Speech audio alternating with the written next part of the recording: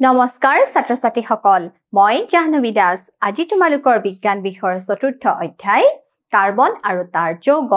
পাঠটিত সন্নিবিষ্ট হৈ থকা প্ৰশ্নসমূহৰ বিষয়ে আলোচনা কৰিম আহা ছাত্ৰ-ছাত্ৰী সকল আমি শিকিবলৈ লওঁ এই পাঠটিতনো কি কি প্ৰশ্ন তোমালোকলৈ আগবঢ়োৱা হৈছে আমি অনুশীলনীৰ প্ৰশ্নসমূহ এটা এটাকৈ চাওঁ আহা তোমালোকে বহি পেন পেন্সিল সকলোবোৰ তোমালোকৰ লগত লৈ লোৱা সোৱা তোমালোকৰ প্ৰথম প্ৰশ্ন হৈছে ইথেন অণু এটাত অপচন দিয়া আছে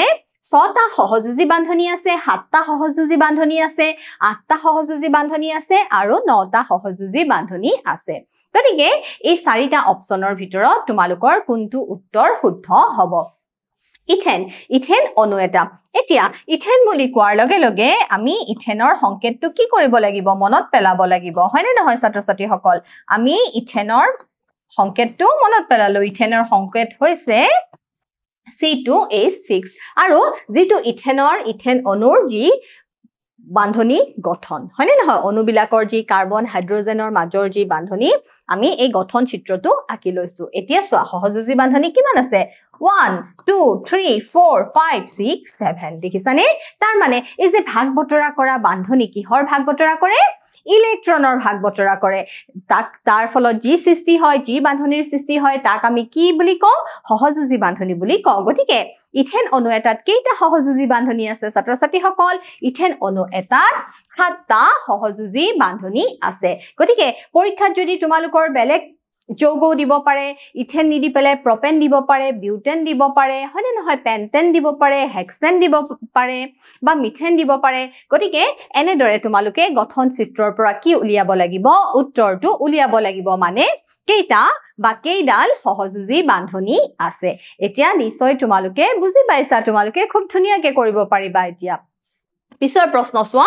4টা কাৰ্বনৰ যৌগ বিউটাননত থকা কাৰ্যকৰী মূলক হল এতিয়া বিউটানন হয়নে নহয় কাৰ্যকৰী মূলকটো কি হ'ব লাগিব বিউটানন শব্দটো শুনাৰ লগে লগে আমাৰ মনলৈ আহিব লাগিব যে ই এটা কিটন হয় হয়নে নহয় তোমালোকৰ আগত চকুৰ আগত কিটন কাৰ্যকৰী মূলকৰ সংকেতটো ভাহি আহিব লাগিব কিটন কাৰ্যকৰী মূলকটো কেনেকুৱা আছিল কিটন কাৰ্যকৰী মূলক হয়নে নহয় কেনেকুৱা থাকে কাৰ্বন আৰু অক্সিজেনৰ লগত কি থাকে দ্বি বান্ধনী থাকে হয়নে গতিকে carboxylic acid aldehyde ketone alcohol উত্তৰটো কোনটো হ'ব উত্তৰটো হ'ব কিটোন দেখিছানে বিউটানন তাৰ মানে তাতে কি বান্ধনী থাকিব লাগিব কিটোন বান্ধনী কিটোন কাৰ্যকৰী মূলক থাকিব লাগিব গতিকে উত্তৰটো হ'ব তোমালোকৰ সি ইয়াৰ পিছৰ প্ৰশ্ন সোৱা ৰন্ধনৰ সময়ত ব্যৱহৃত বৰ্তনৰ তলফালে বাহিৰত কলা পৰে কিয়নো আমি যে ঘৰত পাকঘৰত যি বাসন বৰ্তন ব্যৱহাৰ কৰা হয় সেই বাসন বৰ্তন বিলাকৰ তলৰ ফালে কি পৰিবলৈ ধৰে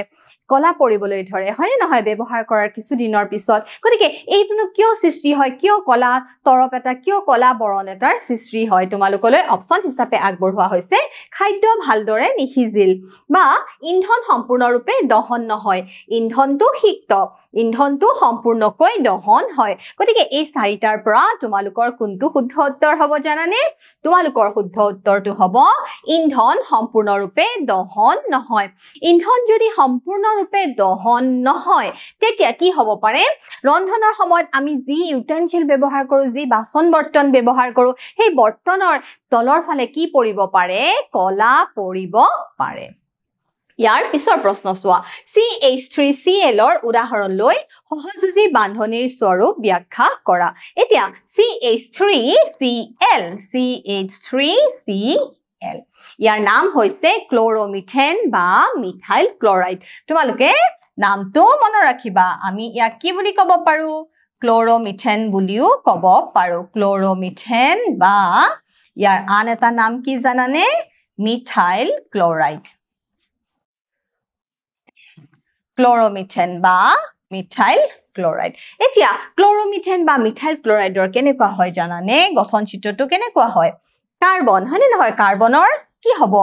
4টা ইলেক্ট্ৰনে কি কৰিব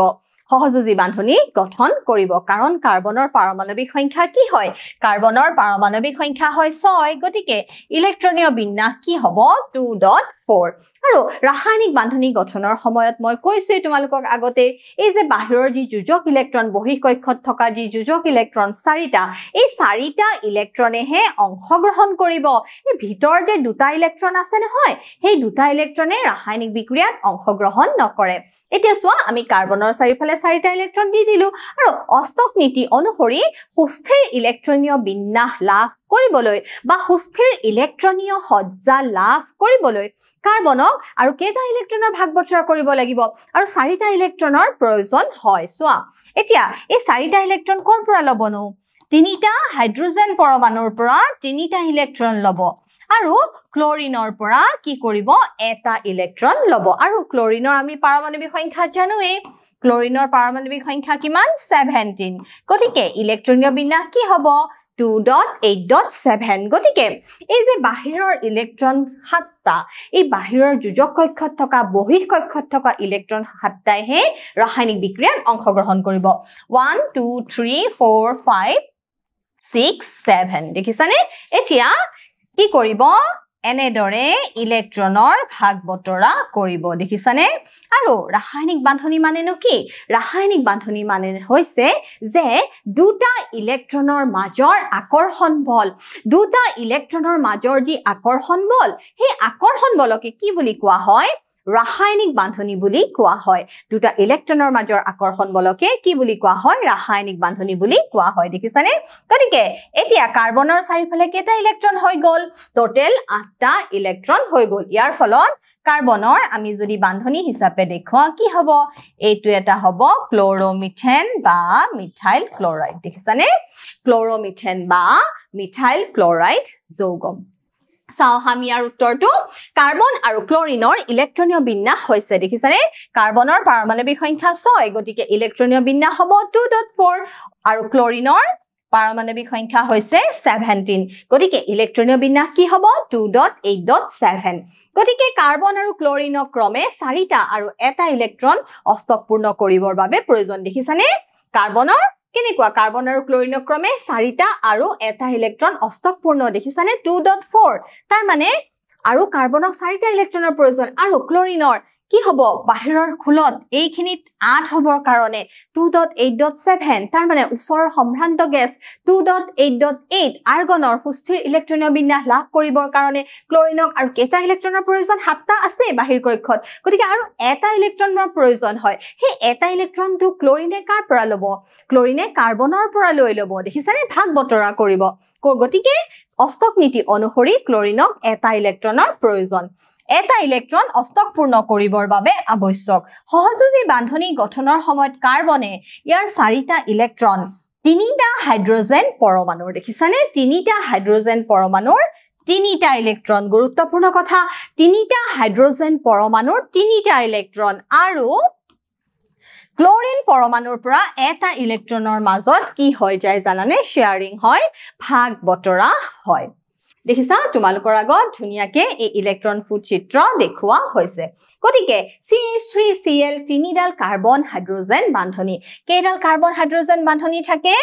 3ডাল কাৰ্বন হাইড্ৰোজেন বান্ধনী থাকে দেখিছা 3ডাল কাৰ্বন হাইড্ৰোজেন বান্ধনী থাকে আৰু এডাল কি বান্ধনী থাকে কাৰ্বন ক্লোৰিন বান্ধনী দেখিছা আৰু এডাল কি থাকে কাৰ্বন ক্লোৰিন বান্ধনী থাকে গতিকে এইটোৱে হৈছে কিহৰ গঠন এইটোৱে হৈছে ক্লোৰোমিথেন বা মিথাইল ক্লোৰাইডৰ গঠন বা ইলেক্ট্ৰন ফুট চিত্ৰ এতিয়া চোৱা তলত দিয়া বিলাকৰ ইলেক্ট্ৰন বিন্দু গঠন লিখা ইথানোইক এচিড H2S প্ৰপানন আৰু F2 আমি এটা কৈ চাও আহা প্ৰথম তোমালোকক দিয়া হৈছে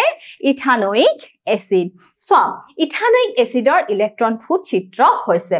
ইথানোইক এচিডৰ সংকেত কি জানানে CH3COOH দেখিছানে CH3COOH দেখিছানে এই যে ক্ৰস দিয়া আছে কাৰ্বনৰ ইয়া দেখিছা 1 2 3 4 ইয়া কাৰ্বনৰ 4টা ইলেক্ট্ৰনে কি কৰে সহযোজী বান্ধনী গঠন কৰাত কি কৰে ইলেক্ট্ৰনৰ ভাগ বতৰা কৰে দেখিছা আকৌ এই হাইড্ৰোজেনৰ পৰা কি কৰিব এটা ইলেক্ট্ৰন লব হৈ পেলাই আকৌ এটা হাইড্ৰোজেনৰ পৰা এটা ইলেক্ট্ৰন লব আকৌ এটা হাইড্ৰোজেনৰ পৰা এটা ইলেক্ট্ৰন লব লৈ কি কৰিব বান্ধনী গঠন কৰিব দেখিছানে CH3 হল তাৰ পিছত চোৱা COOH এই কাৰ্বনৰ আৰু অক্সিজেনৰ মাজত কি থাকিব জানানে দ্বি বান্ধনী থাকিব তাৰ পিছত ইয়াত কি থাকিব জানানে OH এইটোৱে হৈছে ইথানোইক এচিডৰ ইলেক্ট্ৰন ফুট চিত্ৰ CH3 COOH তোমালোকে মনত ৰাখিবা কাৰ্বনে সদায় কি দেখুৱায় চতুৰ সহযোগিতা দেখুৱায় গতিকে কাৰ্বনৰ চাৰিওফালে সদায় কি থাকিব লাগিব চাৰিটা বান্ধনী থাকিব লাগিব দেখিছা 1 2 3 4 এই কাৰ্বনটোৰ ফালে চোৱা 1 2 3 4 বা 1 2 3 4 দেখিছা গতিকে এইটোৱে হৈছে ইথানোইক এচিডৰ ইলেক্ট্ৰন ফুট চিত্ৰ এবাৰ চোৱা H2S ৰ ইলেক্ট্ৰন ফুট চিত্ৰ কেনেকুৱা ধৰণৰ হ'ব H2S দেখিছানে H2S সালফাৰ আমি কেটা দিছো 1 2 3 4 5 6 কাৰণ সালফাৰৰ কি হয় পাৰমাণবিক সংখ্যা হয় 16 গতিকে ইলেক্ট্ৰনীয় বিন্যাস কিমান হ'ব 2.8.6 আৰু গতিকে ইলেক্ট্ৰনৰ ভাগ বতৰাৰ সময়ত কোন কেটা ইলেক্ট্ৰনে অংশগ্ৰহণ কৰিব 6টা ইলেক্ট্ৰনে অংশগ্ৰহণ কৰিব 1 2 3 4 5 6 দেখিছানে 6টা ইলেক্ট্ৰন গতিকে সালফাৰক সুস্থিৰ ইলেক্ট্ৰনীয় সজ্জা লাভ কৰিবলৈ আৰু কেইটা ইলেক্ট্ৰনৰ প্ৰয়োজন হয় আৰু দুটা ইলেক্ট্ৰনৰ প্ৰয়োজন হয় সুস্থিৰ ইলেক্ট্ৰনীয় সজ্জা মানে ওচৰৰ সম্ভ্ৰান্ত গেছ সালফাৰৰ কাৰণে ওচৰৰ সম্ভ্ৰান্ত গেছ হ'ব আৰ্গন আৰ্গনৰ ইলেক্ট্ৰনীয় বিন্যাস হৈছে 2.8.8 গতিকে 6টা ইলেক্ট্ৰন আছে যোজক ইলেক্ট্ৰন বা বহিৰ্তম কক্ষত গতিকে আৰু কেইটা ইলেক্ট্ৰনৰ প্ৰয়োজন হ'ব দুটা ইলেক্ট্ৰনৰ প্ৰয়োজন হ'ব গতিকে H2S এই দুটা ইলেক্ট্ৰন কৰ পৰা ল'ব দুটা হাইড্ৰোজেন পৰমাণুৰ পৰা ল'ব দেখিছানে হাইড্ৰোজেন পৰমাণুৰ পৰা কি কৰিব এই দুটা ইলেক্ট্ৰন গ্ৰহণ কৰিব দেখিছানে ইয়াতে কি সৃষ্টি হ'ব বান্ধনীৰ সৃষ্টি হ'ব গতিকে এই সালফাৰৰ কাৰণে কি হৈ গ'ল 8টা ইলেক্ট্ৰন লাভ হৈ গ'ল গতিকে ইয়াতে কি সৃষ্টি হ'ব বান্ধনীৰ সৃষ্টি দেখিছা কি সৃষ্টি হ'ব বান্ধনীৰ সৃষ্টি হ'ব ইয়াৰ পিছৰ চাও আমি প্ৰপাননৰ ইলেক্ট্ৰন ফুট চিত্ৰ হৈছে প্ৰপাননৰ ইলেক্ট্ৰন ফুট চিত্ৰ হৈছে CH3 C প্ৰপানন কিটনত কাৰ্বন আৰু অক্সিজেনৰ লগত সদায় কি থাকে দ্বি বান্ধনী থাকে আৰু এফালে কি হ'ব CH3 দেখিছানে CH3 COCH3 এইটো হৈছে প্ৰপাননৰ ইলেক্ট্ৰন ফুট চিত্ৰ ইয়াৰ পিছৰটো চোৱা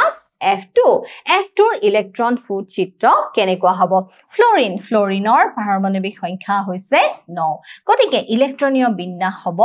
2.8.7 গতিকে যেহেতু 2.7 7টা ইলেক্ট্ৰনে অংশগ্ৰহণ কৰিব ইয়াৰ সুস্থিৰ ইলেক্ট্ৰনীয় সজ্জা ওচৰৰ সম্ভ্ৰান্ত গেছ নিয়ন 8 হ'বলৈ হলে ইয়াক আৰু কেইটা ইলেক্ট্ৰনৰ প্ৰয়োজন হয় ইয়াক আৰু এটা ইলেক্ট্ৰনৰ প্ৰয়োজন হয় দেখিছানে ফ্লোৰিন আমি ফ্লোৰিনৰ চাৰিওফালে প্ৰথম কেইটা ইলেক্ট্ৰন দিব লাগিব 7টা কাৰণ এই বাহিৰৰ 7টা ইলেক্ট্ৰনেহে অংশগ্ৰহণ কৰিব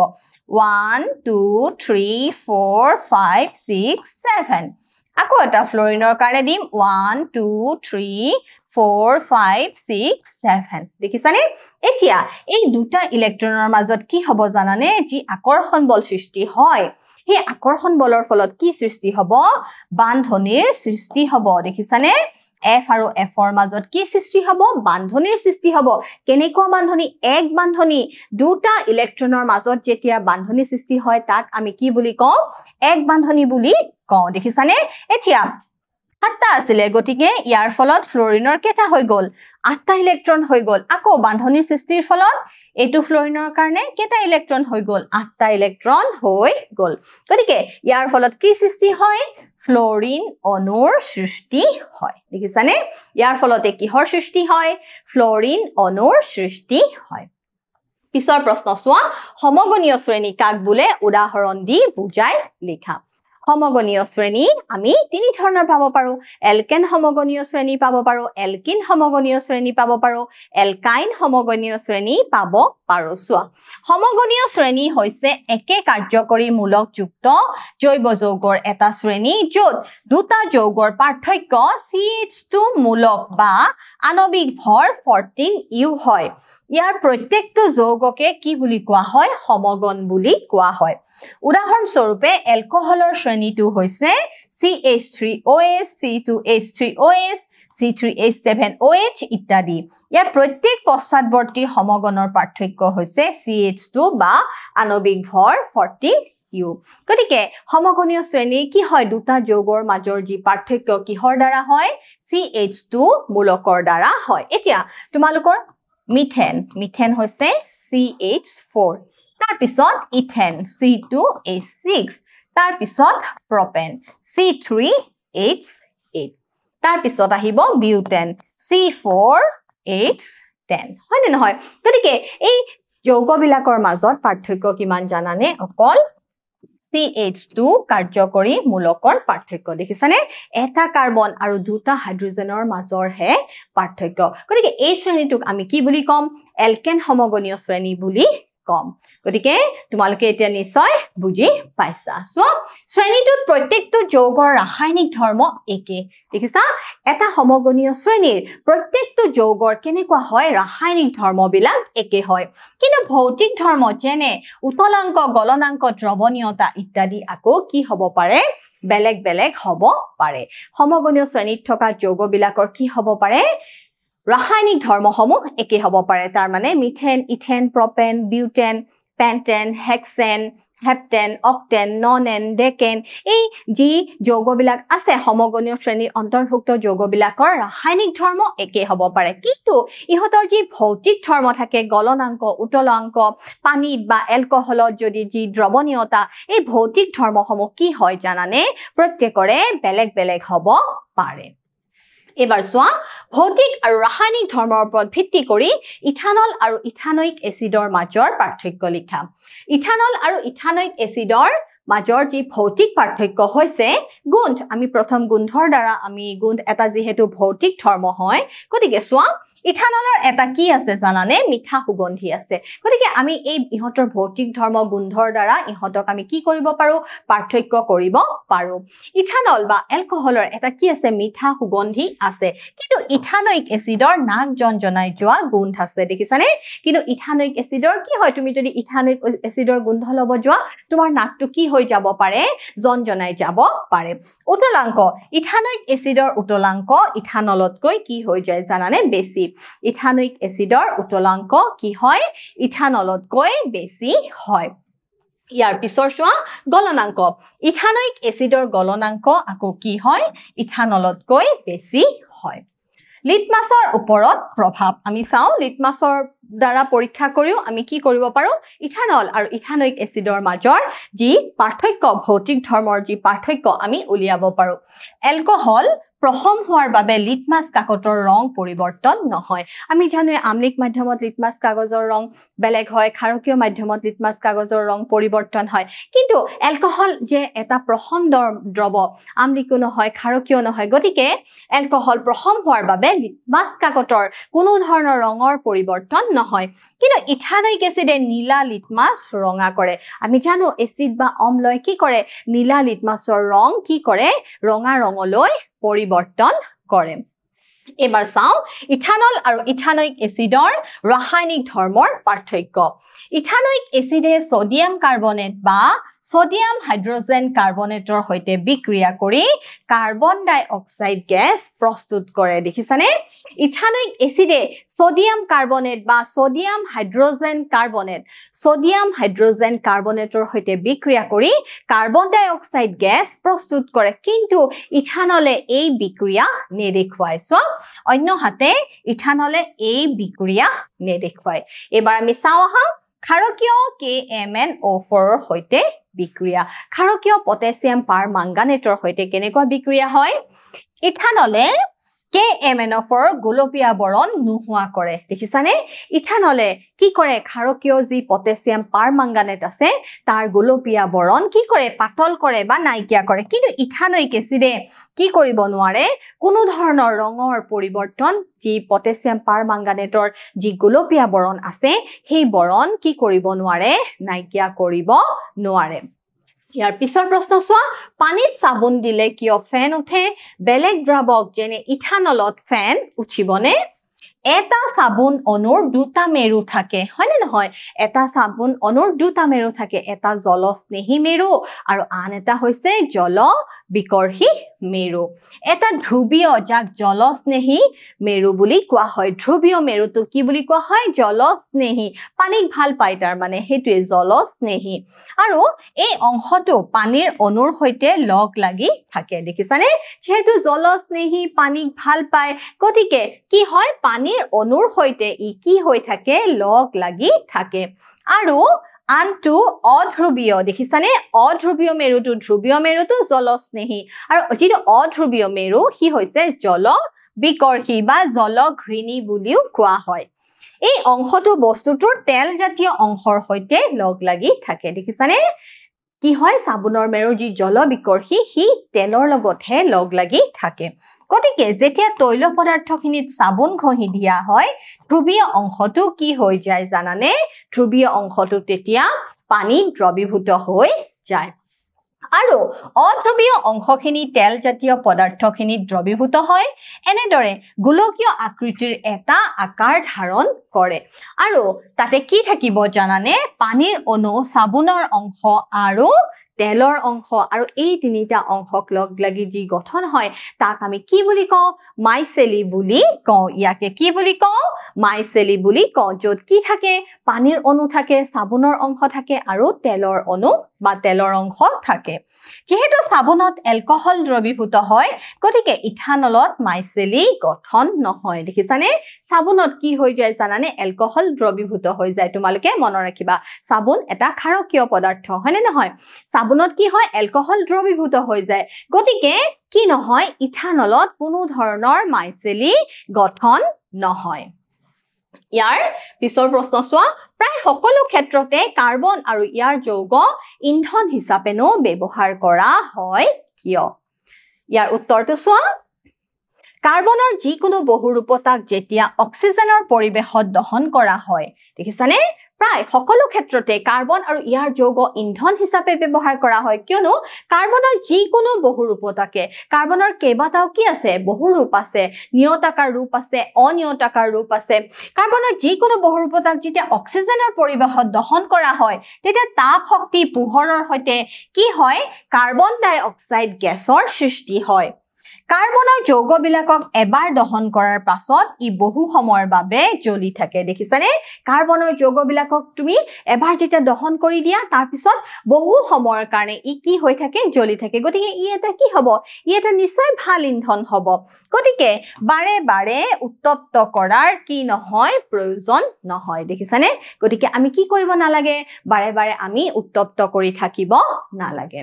পিছৰ প্ৰশ্ন চোৱা কঠিন পানীত সাবুন ব্যৱহাৰ কৰিলে গেদ স্কাম কি দৰেনো সৃষ্টি হয় ব্যাখ্যা কৰা চোৱা কঠিন পানীৰ সৈতে পৰিষ্কাৰকৰণৰ পাছত যিখিনি অদ্ৰৱণীয় পদাৰ্থ থাকি যায় সেইখিনি গেদ স্কাম হিচাপে থাকি যায় আমি জানো যে কঠিন পানীত কি কি থাকে ক্যালসিয়াম থাকে আৰু ম্যাগনেসিয়াম ক্লোৰাইড থাকে আৰু সালফেট লৱণ থাকে দেখিছানে কঠিন পানীৰ সৈতে পৰিষ্কাৰকৰণৰ পাছত যিখিনি অদ্ৰৱণীয় পদাৰ্থ থাকি যায় সেইখিনি গেদ বা স্কাম হিচাপে ৰৈ যায় আমি জানো যে কঠিন পানীত কি কি থাকে কঠিন পানীত ক্যালসিয়াম থাকে ম্যাগনেসিয়াম ক্লোৰাইড থাকে আৰু সালফেটৰ কি থাকে লৱণ থাকে যেতিয়া কাপোৰ সাবুনেৰে ধোৱা হয় তেতিয়া সাবুনত থকা ফেটি এসিডৰ লৱণবোৰ দেখিছানে সাবুনত থকা ফেটি এসিডৰ লৱণবোৰ ক্যালসিয়াম বা ম্যাগনেসিয়াম লৱণৰ ফেটি এসিড হিচাপে কি হৈ যায় জানানে অধক্ষেপ পৰে মানে জমা হৈ পৰে বা গেদ সৃষ্টি হয় দেখিছানে এই অধক্ষেপখিনিয়ে হৈছে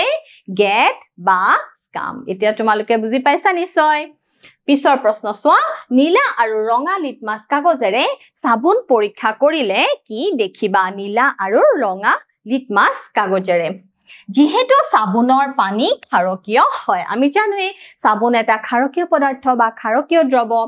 যেহেতু সাবুনৰ পানী ক্ষাৰকীয় হয় গতিকে এই দ্ৰৱণে ৰঙা লিটমাছ কি কৰিব নীলা কৰিব কাৰণ আমি জানো ক্ষাৰকে বা ক্ষাৰে সদায় কি কৰে ৰঙা লিটমাছ নীলা কৰে মনত ৰাখিবা ৰঙা লিটমাছ পেপাৰ কি কৰিব নীলা ৰঙলৈ পৰিৱৰ্তন কৰিব পিছৰ প্ৰশ্ন চোৱা হাইড্ৰোজেনেশন মানে কি ইয়াৰ ঔদ্যোগিক প্ৰয়োগ লিখা হাইড্ৰোজেনেশন মানে নিশ্চয় তাত কি যোগ কৰিব লাগিব হাইড্ৰোজেন যোগ কৰিব লাগিব সো নিকেল অনুঘটকৰ উপস্থিতিত অসম্পৃক্ত হাইড্ৰকাৰ্বনত হাইড্ৰোজেন যোগ কৰাকে হাইড্ৰোজেনেশন বুলি কোৱা হয় নিকেল বা পেলাডিয়াম আদি অনুঘটকৰ উপস্থিতিত এতিয়া অনুঘটক বা ক্যাটালিস্ট কিয় ব্যৱহাৰ কৰে ৰাসায়নিক বিক্ৰিয়া তাত জানানে ছাত্ৰ-ছাত্ৰী সকল ৰাসায়নিক বিক্ৰিয়াৰ কি কৰে জানানে গতিবেগ বঢ়াবলৈ গতিকে নিকেল অনুঘটকৰ উপস্থিতিত অসম্পৃক্ত হাইড্ৰকাৰ্বনৰ লগত কি যোগ কৰা হাইড্ৰোজেন যোগ কৰাকে কি বুলি কোৱা হয় হাইড্ৰোজেনেশন বুলি কোৱা হয় ধৰা অসম্পৃক্ত হাইড্ৰকাৰ্বন এটা C2H4 ইয়াৰ নাম হৈছে ইথিন ই এটা এলকিন মানে কি হয় অসম্পৃক্ত মানে দ্বি বান্ধনী থাকে ইথিন হয় নে নহয় গতিকে ইথিনৰ লগত যদি আমি কি কৰো হাইড্ৰোজেন যোগ কৰো এই প্ৰক্ৰিয়াটোকে কি বুলি কোৱা হৈছে হাইড্ৰোজেনেশন বুলি কোৱা হৈছে তেতিয়া ইয়াৰ পৰা কি হ'ব জানানে সংপৃক্ত হাইড্ৰকাৰ্বন সৃষ্টি হ'ব মানে C2H6 হ'ব সংপৃক্ত হাইড্ৰকাৰ্বন মানে এলকিনৰ পৰা এলকেন ইথিনৰ পৰা ইথেন তোমালোকৰ এই প্ৰশ্নটো এনেদৰে আহিব পাৰে কেনেকৈ তোমালোকে এলকিনৰ পৰা এলকেন প্ৰস্তুত কৰিবা বা ইথিনৰ পৰা ইথেন প্ৰস্তুত কৰিবা তেতিয়া আমি কি কৰিব লাগিব নিকেল বা পেলাডিয়াম অনুঘটকৰ উপস্থিতিত আমি কি কৰিব লাগিব হাইড্ৰোজেনেশন কৰিব লাগিব মানে হাইড্ৰোজেন যোগ কৰিব লাগিব দেখিছানে হাইড্ৰোজেনেশন পদ্ধতিক নিকেলৰ উপস্থিতিত উদ্ভিদজাত তেলক বনস্পতি ঘেউলৈ পৰিৱৰ্তিত কৰাত ব্যৱহাৰ কৰা হয় উদ্ভিদজাত তেলত বহু সংখ্যক কি থাকে অসম্পৃক্ত কাৰ্বনৰ কি থাকে পৰমাণু থাকে এইখিনি হৈছে ইয়াৰ ঔদ্যোগিক প্ৰয়োগ ইয়াৰ পিছৰ প্ৰশ্ন চোৱা যেতিয়া হাইড্ৰোজেন যোগ কৰা হয় তেতিয়া আংশিক হাইড্ৰোজেনেশন সংঘটিত হয় আৰু তেলখিনি কি হৈ যায় জানানে গোটা চৰ্বিত পৰিণত হয় যেতিয়া হাইড্ৰোজেন যোগ কৰা হয় তেতিয়া আংশিক হাইড্ৰোজেনেশন সংঘটিত হয় আৰু তেলখিনি কি হৈ যায় গোটা চৰ্বিত পৰিণত হয় ইয়াৰ পিছৰ প্ৰশ্ন চোৱা তলৰ কোনবিলাক হাইড্ৰকাৰ্বনে যোগাত্মক বিক্ৰিয়া দেখুৱায় এতিয়া আমি গম পাইছো যে যোগাত্মক বিক্ৰিয়া দেখুৱাবলৈ হলে ই কি হ'ব লাগিব অসম্পৃক্ত হাইড্ৰকাৰ্বন মানে কি হয় এলকিন হ'ব লাগিব নহলে কি হ'ব লাগিব এলকাইন হ'ব লাগিব এই দুইটাকে কি বুলি কোৱা হয় অসম্পৃক্ত বুলি কোৱা হয় আৰু সংপৃক্ত হাইড্ৰকাৰ্বন কোনবিলাক সংপৃক্ত হাইড্ৰকাৰ্বন হৈছে এলকেন মনত ৰাখিবা আৰু অসম্পৃক্ত হাইড্ৰকাৰ্বন হৈছে এলকিন আৰু এলকাইন এতিয়া আমি সংকেত চাওঁ C2H6 ই এটা ইথেন গতিকে কি হ'ব ই এটা যেহেতু এলকেন গতিকে ই কি নেদেখুৱায় ই হাইড্ৰোজেনেশন নেদেখুৱায় বা যোগাত্মক বিক্ৰিয়া নেদেখুৱায় আৰু এটো কি আছে C3H8 ই এটা কি হয় প্ৰপেন গতিকে ই কি নেদেখুৱায় হাইড্ৰোজেনেশন নেদেখুৱায় কাৰণ ই কি হয় সংপৃক্ত হয় বাকি আহিল C3H6 টো এটা কি হয় C3H6 CnH2n ই এটা এলকিন হয় হয়নে নহয় গতিকে ই এটা যেহেতু এলকিন হয় গতিকে ই কি দেখাব হাইড্ৰোজেনেশন দেখাব আকৌ C2H2 ই এটা কি হয় এলকাইন হয় হয়নে নহয় C2H2 এলকাইন গতিকে অসম্পৃক্ত ইও কি দেখাব হাইড্ৰোজেনেশন দেখাব আৰু মিথেন এটা এলকেন হয় গতিকে ই হাইড্ৰোজেনেশন নেদেখুৱায় সো ইয়াত C3H6 আৰু C2H2 হৈছে অসম্পৃক্ত হাইড্ৰকাৰ্বন মানে এলকিন আৰু এলকাইন সো ইহতৰ গঠন সংকেত হৈছে দেখিছানে C3H6 ৰ গঠন সংকেত আৰু এলকাইন হলে কি থাকিব ত্ৰি বান্ধনী থাকিব আৰু এলকিন হলে কি থাকিব দ্বি বান্ধনী থাকিব দ্বি বান্ধনী আৰু ত্ৰি বান্ধনী থকাৰ বাবে দুইটা হাইড্ৰকাৰ্বনে কি দেখাব যোগাত্মক বিক্ৰিয়া দেখাব দেখিছানে দুইটা হাইড্ৰকাৰ্বনে কি দেখাব যোগাত্মক বিক্ৰিয়া দেখুৱাব ইয়াৰ পিছৰ প্ৰশ্ন চোৱা মাখন আৰু খোৱা তেলৰ মাজত পাৰ্থক্য দেখুৱাব পৰা এটা পৰীক্ষা বৰ্ণনা কৰা মাখন হৈছে সংপৃক্ত হাইড্ৰকাৰ্বন আনহাতে ৰন্ধন তেল হৈছে অসংপৃক্ত হাইড্ৰকাৰ্বন দেখিছানে মাখন হৈছে সংপৃক্ত আনহাতে ৰন্ধন তেল হৈছে অসম্পৃক্ত হাইড্ৰকাৰ্বন গতিকে ৰন্ধন তলত যেতিয়া কেইটোপাল মান ক্ষাৰকীয় পটাছিয়াম পাৰমাংগানেট KMnO4 দ্ৰৱত যোগ কৰা হয় তেতিয়া দ্ৰৱৰ গোলপীয় বৰণ কি হৈ যাব নোহোৱা হৈ যাব আনহাতে মাখনে KMnO4 ৰং সলনি কৰিব নোৱাৰে দেখিছানে মাখন হৈছে সংপৃক্ত হাইড্ৰকাৰ্বন আৰু মাখনে KMnO4 ৰ গোলপীয় ৰং কি কৰিব নোৱাৰে নোহোৱা কৰিব নোৱাৰে পিছৰ প্ৰশ্ন চোৱা সাবুনৰ মলি আতৰুৱাৰ প্ৰক্ৰিয়া ব্যাখ্যা কৰা সাবুনেনো কেনেদৰে মলি আতৰাই কাপোৰৰ পৰা সাবুন হৈছে সোডিয়াম নাইবা পটাছিয়াম লৱণৰ দীঘল শৃংখল যুক্ত ফেটি এসিড ইয়াতে তোমালোকে মনত ৰাখিবা সাবুন মানেনো কি সাবুন হৈছে সোডিয়াম নাইবা পটাছিয়াম লৱণৰ কি হয় দীঘল শৃংখল যুক্ত ফেটি এসিড ইয়াত দুটা অংশ থাকে এটা ধ্ৰুৱীয় বা জলস্নেহী যাৰ লগত পানীৰ অণু সংলগ্ন হৈ থাকে আৰু আনটো হৈছে অধ্ৰুৱীয় মেৰু জলবিকৰ্ষী যাৰ লগত তেলৰ অংশ মিহলি হৈ থাকে আৰু আনটো অংশ হৈছে অনাধ্ৰুৱীয় বা অধ্ৰুৱীয় বা জলবিকৰ্ষী যাৰ লগত তৈল পদাৰ্থৰ অংশ সংলগ্ন হৈ থাকে ধ্ৰুৱীয় অংশ পানীত দ্ৰৱীভূত হৈ থাকে আৰু পানী পৃষ্ঠৰ ফালে কি হৈ থাকে জানানে পানীৰ পৃষ্ঠৰ ফালে ওলাই থাকে আনহাতে জলবিকৰ্ষী অংশ তৈল পদাৰ্থত দ্ৰৱীভূত হৈ থাকে এনেদৰে গোলকীয় আয়নীয় মাইচেলিৰ সৃষ্টি হয় ইয়াৰ ফলত পানীত ইমালছনৰ সৃষ্টি হয় মাইচেলিয়ে মলি অংশক পানীৰ সৈতে দ্ৰৱীভূত হোৱাত কি কৰে জানানে সহায় কৰে কাপোৰ আমি পৰিষ্কাৰ কৰি ধুব পাৰো ইয়ে হৈছে সাবুনৰ মলি আতৰুৱাৰ প্ৰক্ৰিয়া গতিকে কাপোৰৰ পৰা এনেদৰে কি কৰা হয় মলি আতৰুৱা হয় গতিকে ছাত্ৰ-ছাত্ৰীসকল আশা কৰিছো তোমালোকে কাৰ্বন আৰু তাৰ যৌগ এই পাঠটিত সন্নিবিষ্ট হৈ থকা অনুশীলনীৰ এই প্ৰশ্নসমূহৰ উত্তৰসমূহ আয়ত্ত কৰিবলৈ সক্ষম হৈছা ঘৰত ভালদৰে পঢ়া শুনা কৰিবা আজিলৈ আহিছো ধন্যবাদ